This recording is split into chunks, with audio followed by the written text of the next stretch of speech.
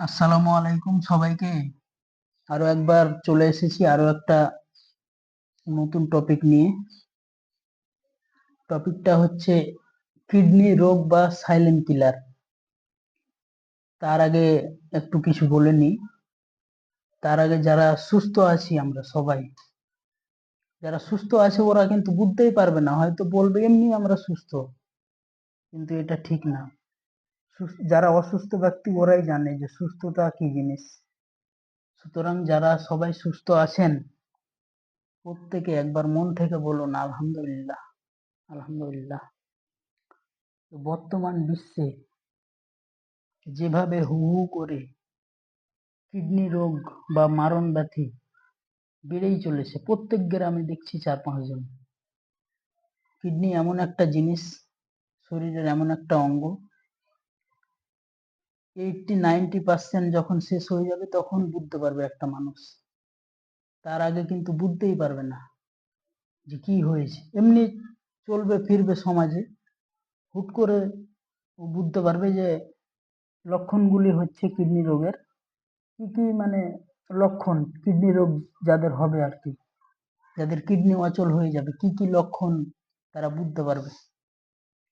প্রস্রাবের ক্ষেত্রে রঙের যে একটা পরিবর্তন, ওটা লক্ষ্য করা যাবে।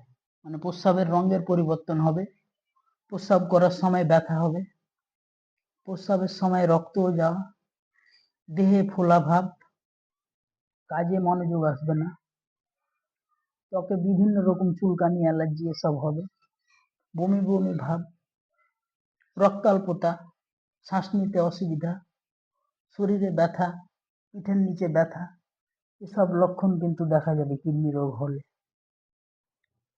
সুতরাং কিডনি বিকল হয়ে যাওয়ার পর কিন্তু কিচ্ছু করার থাকবে না, কিডনি পাওয়া যায় না।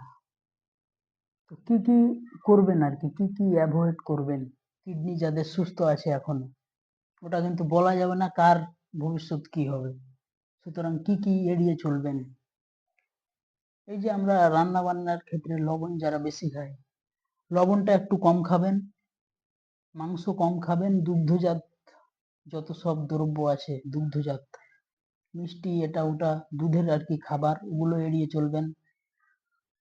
তারপরে লেবু জাতীয় টক জাতীয় জিনিস খাওয়া যাবে না, কম খাবেন। যাদের আর কি লক্ষণটা প্রকাশ হয়ে যাবে, টমেটো, তারপর পরিক্রিয়াজাত মাংস, এসব টোটালি আপনারা খাবেন না। রক্তে যখন ক্রিয়েটিনের পরিমাণটা বেড়ে যায় তখন কিন্তু কিডনি অচল হয়ে যায়। সুতরাং কার হবে ওটা বলা যাবে না, তবে সাবধান থাকা ভালো। বললাম লবণ খাবেন না, মানে যারা অতিরিক্ত লবণ নেই, দেখবেন বিয়ে বাড়িতে বা যে কোনো জায়গায় খেতে গিয়ে অতিরিক্ত লবণ খাবে, লবণ একদম খাবেন না। কিডনি যেহেতু দেহে ফিল্টারের কাজ করে, সবকিছু ফিল্টার করে, একটা ছাকনার মতো আর কি, সেই জন্য এটা শরীরের গুরুত্বপূর্ণ অঙ্গ।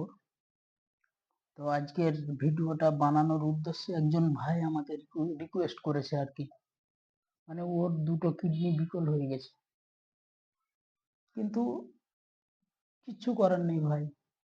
আমার বলাতে কেউ কিডনি হয়তো পাওয়াই যায় না।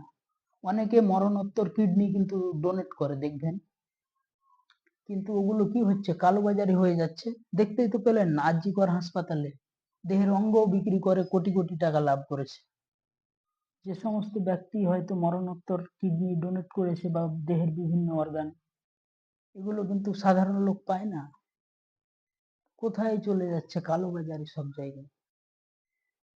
বুঝতেই পাচ্ছেন দেশের অবস্থা, সব জায়গায় দুর্নীতি। এর আগে তো শিক্ষা ক্ষেত্রে দেখেছিলেন, কেউ কি ভেবেছিল যে এরকম হসপিটালেও দুর্নীতি, স্বাস্থ্য ক্ষেত্রেও দুর্নীতি। ঠিক আছে, আজকে এই পর্যন্তই। যাদের কিডনি এখনো সচল আছে তারা কিছু নিয়ম ফলো করবেন। অতিরিক্ত ব্যথানাশক ওষুধ এটাও কিন্তু কম খাবেন। অসুখ হলে তো খেতেই হবে, কিন্তু একটু কম খাওয়ার চেষ্টা করবেন। সবাই সাবধানে থাকবেন। ভালো লাগলে শেয়ার করে দিবেন, একটু পেজটি ফলো করবেন। পরবর্তীতে আবারও ইনশাল্লাহ আসবো একটা ভালো কিছু তথ্যবহুল ঘটনা নিয়ে। ভালো থাকবেন সবাই।